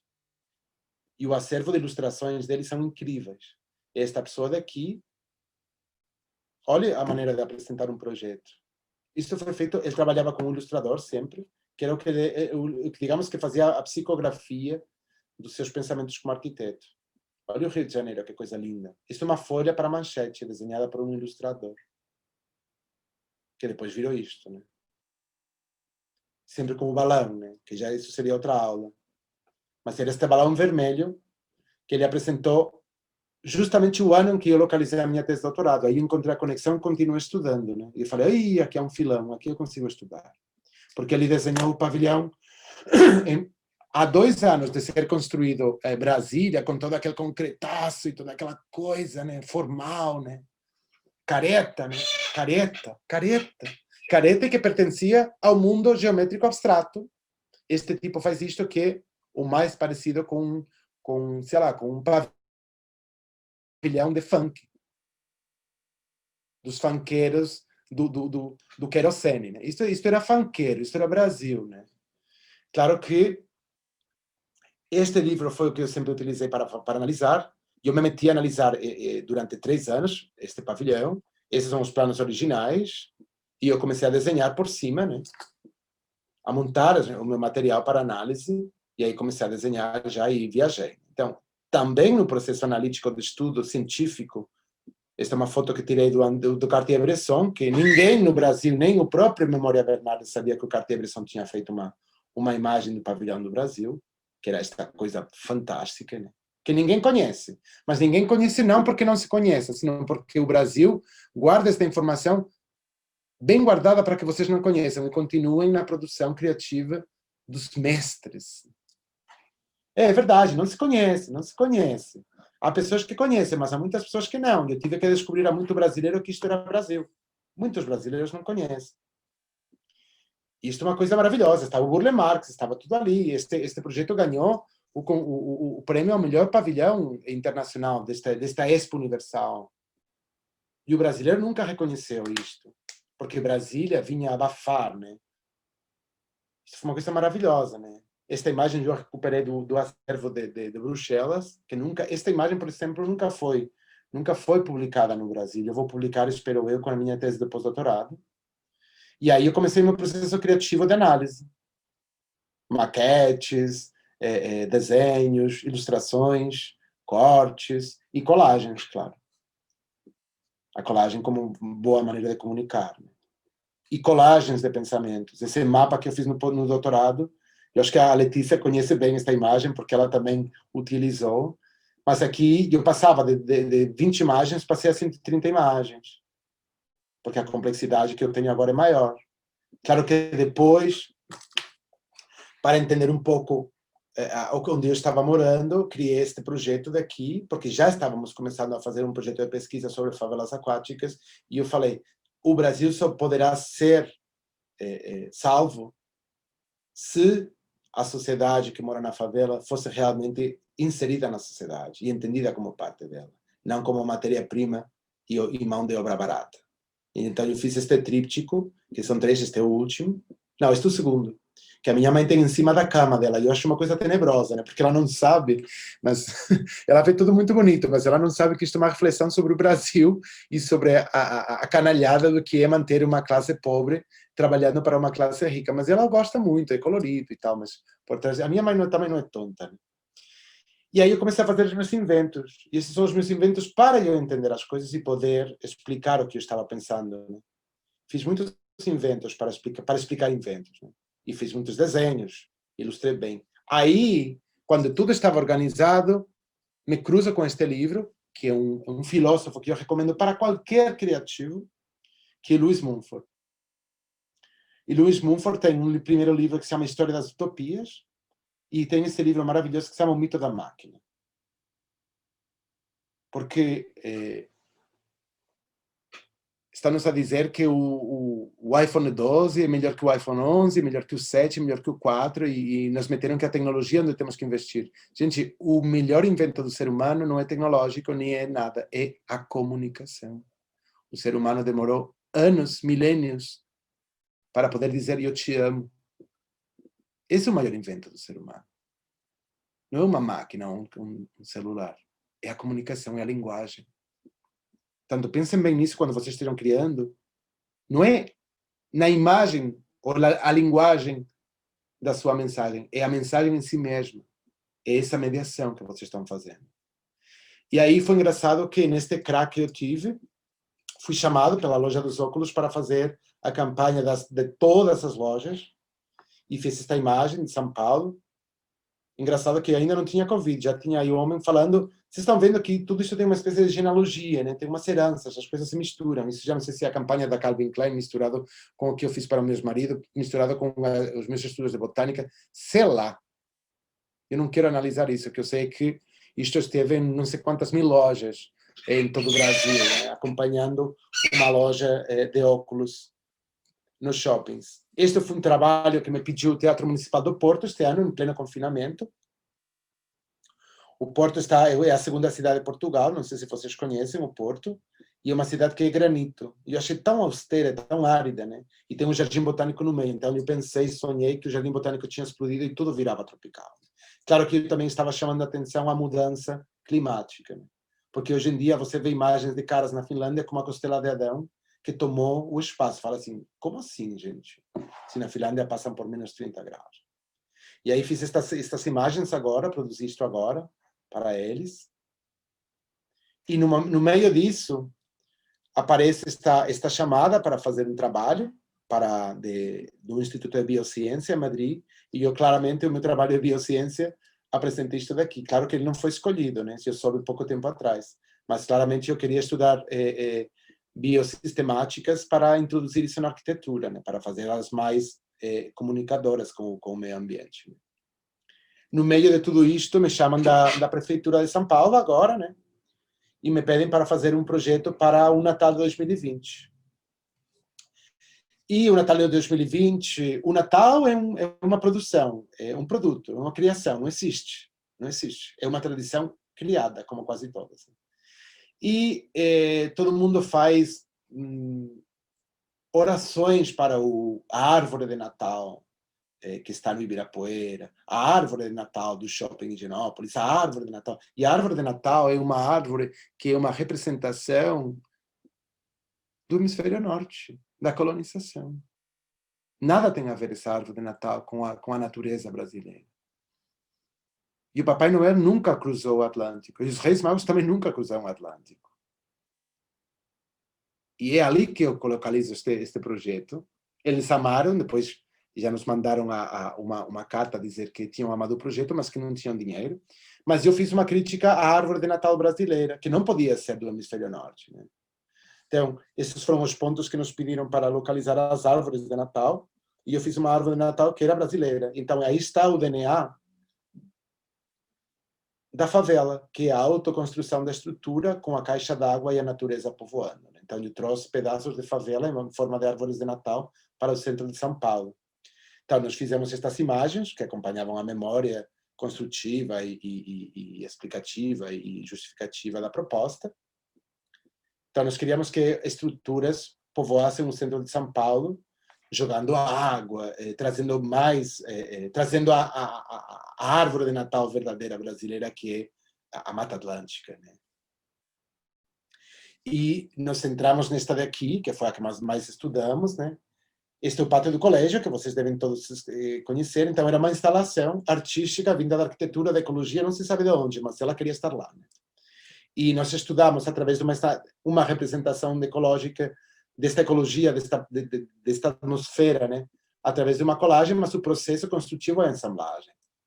Porque são três elementos que nunca estiveram juntos. Aliás, estão juntos, mas não foram observados como uma espécie de ADN que poderia ser instalado num outro lugar. E desenhamos estas máquinas, né? Que elas soltariam sons, teriam cheiros, borrifariam água e criariam estes pequenos pontos ecossistêmicos, como a regeneração do centro de São Paulo. Claro, à noite, nós recuperávamos esta ideia tão bonita dos vagalumes, né? Que eu na Europa deixei de ver vagalumes quando era criança, mas quando eu cheguei ao Brasil e estive na Amazônia, tinha noites de vagalumes, né? Porque há muita natureza, muitos vagalumes. Aí nós colocamos, em vez de colocar pisca leite da 25, nós poeticamente colocamos vagalumes, né? Então, isto depois teve o seu desenvolvimento técnico da arquitetura, né? Toda a sua medição para a produção das esculturas em 3D, que seriam todas feitas em uma impressão em 3D. E claramente, neste momento, eu fui convidado agora para fazer uma exposição em Milão, e eu estava fazendo isso em São Paulo, e eu falei, espera aí, e se agora fazemos ao contrário? E se as bombas tropicais voltam para a Europa? E eu fiz uma colagem através da representação da paisagem europeia. Aqui há muita paisagem. Esta paisagem, por exemplo, dessa ruína é de um pintor britânico. Este primeiro plano é de um pintor francês. Aquele plano que está lá atrás é de um pintor alemão. Então, eu fiz uma paisagem no mundo do universo de representações europeia e coloquei ao contrário. Coloquei a ver como é que funciona a Europa com uma árvore de Natal tropical. E eu acho que funcionou, tanto que fiz muitas, né? E elas vão agora todas para Milão. Nesse momento, eu estou saindo do Porto, e essa plataforma, porque eu me confinei no Porto, de pronto começa a se reconstruir fora de lá, e isto foi para mandar para o Porto, que isto vai também não vai na exposição, isso vai para uma coletiva que vai ter agora no Porto, e eu fui às raízes do Porto, porque eu cheguei lá 20 anos depois de ter morado lá, e aquilo está completamente uberizado, é tudo marcas globais, Airbnb, tudo isso. Portanto, tentei recuperar uma identidade, mas eu já vinha bem tropicalizada. E esta foi a última que eu fiz, que esta também vai para Milão, que há um projeto em Madrid de recuperação da cidade, que se chama Madrid Rio, e eu fiz meu Madrid Rio. Então, fui a ver a Lair Gomes, que é o fotógrafo dos 70, que fotografou todos os meninos do Rio bonitos de Ipanema, a minha cidade, que são estes prédios, né? Que estes prédios são todos da cidade de Madrid, e depois sempre essa paisagem, porque esta atmosfera, para mim, o grande construtor de atmosferas da pintura é um pintor britânico que se chama William Turner. Então, o fundo de respirar é sempre Turner. E para terminar, já eu queria dar 3 livros. Eu não gosto de dar conselhos. Acho que os velhos não são... Eu tenho melhores conselhos dos novos, ou seja, eu recebo melhor conselho dos novos que dos velhos. Mas eu quero sempre deixar 3 coisas assim claras. Por isso sou professor, não é por nada, porque eles pensam que eu estou dando, mas eu estou sugando, né? Eu sugo os alunos. Por isso que eu conheço a Anitta e a toda o meu presente. Os meus alunos me mantêm em contato com o presente, né? Mas esses 3 livros para mim foram fundamentais para criar a minha plataforma de pensamento. Este é um deles, que é Structure in Art and Science, que é de um tipo que se chama George Kepes, que é um tipo que trabalha como Holly Nagy quando ele vai para os Estados Unidos. E ele faz o Language of Vision. Não sei se vocês têm essa bibliografia no seu curso, mas o Holly Nagy tem o New Vision, que é um livro que escreve depois da Bauhaus, depois tem o Vision in Motion, depois George Kepes faz Language of Vision, que é, digo, a continuação de uma metodologia de observação. E depois junta uma série de arquitetos e pensadores e faz este Structure in Art and Science, que é uma espécie de compilação de textos sobre como olhar para as coisas. Este outro livro, que eu acho que é fundamental, que é Together, que já existe, não existe ainda em português, acho eu, em espanhol sim, chama-se Juntos, e chama-se Rituais, Prazeres e Políticas de Cooperação. Eu acho que qualquer de vocês como criativo estaria formando parte da construção dessa escada. Porque o importante não é que a escada fique assim, é que a escada é um elemento que se utiliza para subir e descer. Tá? E o último é este daqui, que para mim é fundamental, que é a Invenção da Natureza, que é uma bibliografia, é um livro sobre a biografia do von Humboldt. E eu recomendo, super, super, porque se o livro da Revolução das Plantas do Stefan Mancuso é bom, este é realmente bom, porque vai abrir uma outra plataforma de trabalho para vocês, que para mim foi fundamental. Então, a minha pergunta é, vocês como alunos, onde que se localizam? Em que plataforma? Né? Eu acho que a minha provocação para hoje, Jago, é provocar eles. Onde que se querem localizar, né? como criativos? Né? E é isso. É isso, Jago. Lovely. Thanks, Joanne. Really nice. What a wonderful presentation for you all students, hey? So much to see there and so much to talk about.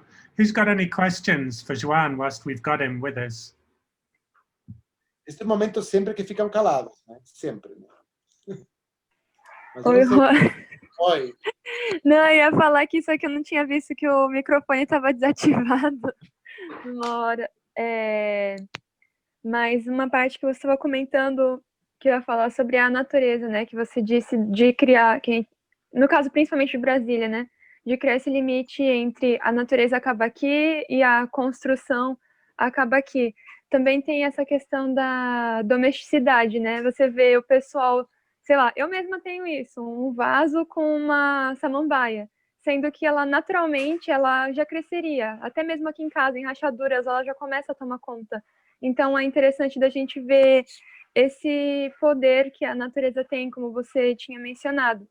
E também sobre como aqui um país tão rico nessa questão da Mata Atlântica em si, da natureza, de maneira geral, a gente acaba criando também as artificialidades, né? Então, a gente vê shopping centers cheios de plantas de plástico, esse tipo de coisa. E depois... Oi? Fala. Não, eu também... O que eu ia falar? E outra coisa que eu lembrei foi do Bernardes, que realmente é algo que fica escondido do povo brasileiro, e se alguém aparece com algo do gênero, que na verdade já existiu e foi mostrado que era possível, a gente é chamado de louco, né? Que é impossível de se fazer e é impossível de existir, sendo que é muito mais funcional do que coisas que seriam inviáveis, que desconsideram completamente o ambiente, né? No caso, principalmente, a gente fala de Brasília porque foi mais incisivo, mas na verdade Brasília está no Brasil inteiro, né? Eu queria falar do Bernardes porque é engraçado que quando eu terminei o pós-doutorado, eu no Brasil nunca fui chamado para falar sobre o meu pós-doutorado.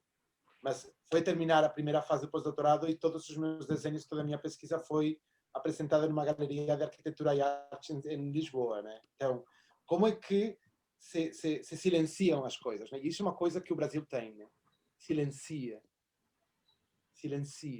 A ditadura até hoje, o racismo se silenciou, a ditadura se silenciou, o machismo se silenciou.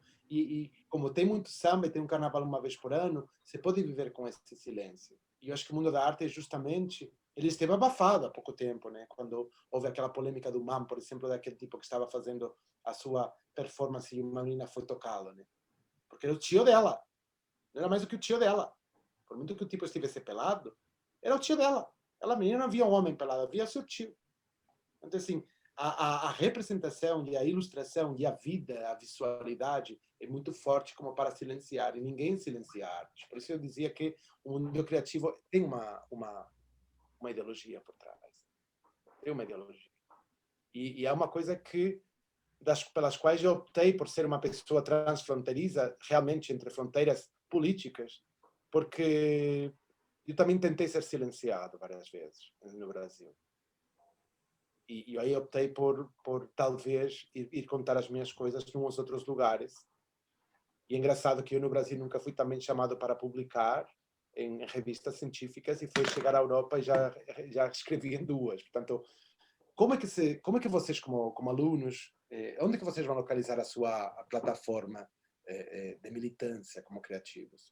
O criativo não é só uma pessoa que faz coisas bonitinhas para uma revista ou para uma campanha.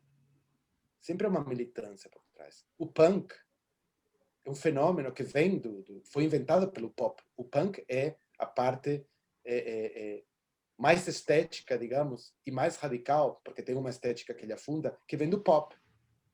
Tanto que os cartazes do punk, de Filth and the Fury, por exemplo, de Sex Pistols, você vê as primeiras tipografias feitas pelo pop art nos anos 50 são iguais. São iguais. Eu é que sou muito punk, Jaigo. Eu era fiel seguidor dos Sex Pistols. Yeah, we talk about it. We talk about it a lot in the classroom, actually, Joan. You know, we connect with those first sort of moments in Paris with the workers' rights and Guy Debord and the Situationalists International, and how those students, a handful of students, literally took over the institute, and the wave that occurred from those students, and how that moved into Britain and ultimately became the uprising of punk, didn't it? You know, it's a wonderful time. And that time really connects with the way that those radical artists of those late 60s, early 70s, into that practice that you do, which is kind of like assemblage, is what we'd call it, really, isn't it? When we're assembling content together to inform meaning, wonderful collage sort of way of appropriating life, isn't it? That came out from that moment of punk. It really did. You've got a lot through traveling, Joan, I can tell, you know, and we were talking a little bit about it at the beginning, weren't we, about those different temperaments of living here in Sao Paulo and that energy that you can't help but be a part of. What do you get from Madrid? I'm interested. What do you get from Madrid? The Prado. Prado, what's the Prado? Tell me. Museum of Prado, the Pinacoteca. I think my roots are in Madrid, but they are completely different right now because I'm different. I'm in another platform, you know. I'm in another stage. So, I'm a part of me is from Portugal, a big part of me is from Brazil, and a big part of me is from London. Yeah. And when people say, you are different, you are not a Madridician, you just follow, and I say, not at all. Mm-hmm. Because I don't want to be isolated as a part of a one only ecosystem. That's because right. I'm composed with cuts, you know. But each place gives us something different, doesn't it? And here in Sao Paulo, it's full of the jungle. It's full of that untamed wild, the Savalgem. But the energy, there's energy high here, but there is energy high in Spain. But your energy is arid. Your energy is dry, isn't it? The land's dry, you know. So that does something different, doesn't it, to the way that you create? It really does. Yeah, but you can see when I want to make the portrait of Madrid, there's no nature, Yeah, yeah, no nature, yeah. you know, because nature is inside of me, but there's no nature in the Uh-huh. picture, you know. So I'm trying to make a kind of a spirit, you know, with all of the materials I got inside, you know. And when I see Madrid, I can feel saudades of the Mangueira and the Costela de Adão, but they don't belong to Madrid. So I chose my refugee, my shelter in the botanical Right. garden in Madrid, and there's my place. You know, it's like Yeah, a kind of a ET, you know, there. You know, so because 1 month ago I visited the botanical garden in Madrid with one of the experts of the botanical garden. Oh, you have this here. Oh, you have, and she told me, do you know those plants? And I say, I was breathing surrounded by those plants, so I yeah, know those plants. yeah. I know. Students, you don't know how lucky you are to be living here in Brazil, surrounded by all of this. You do know how lucky you are. I know you do. People are so appreciative with the culture that we've got here, haven't they? You know. I think that's a provocation to the students. Okay. Yeah. Yeah. You don't know. You cannot fight against your geographical identity. Okay, because the most show that you are Brazilian, the most you are more creative than the others. Okay, that's a meaning that the regional criticism or the geographical criticism, that's what is going to identify yourself as a real creative guy. Yeah, absolutely. Do not say or do not feel I am going to create like the Americans do, like the North Americans do, or the Austrians do. No, do things like Brazilians. Always. But to do that, you have to learn about what Brazilian means, because at that time when everyone was looking elsewhere for modernism, the Brazilians looked elsewhere for modernism, and you forgot that connection with yourself, with your own cultures, you know, with your own creativity. So as much about finding yourself in the future is about finding out where you came from, isn't it, for a culture like Brazil? It really is. Yeah. I got the opportunity to be Brazilian for 10 years. And I'm more Brazilian right now. And it's incredible because when I was living in Brazil, I never been Brazilian, but now here in Madrid, I'm not Spanish anymore. I'm Brazilian. I love it. I love it. Love it. Okay.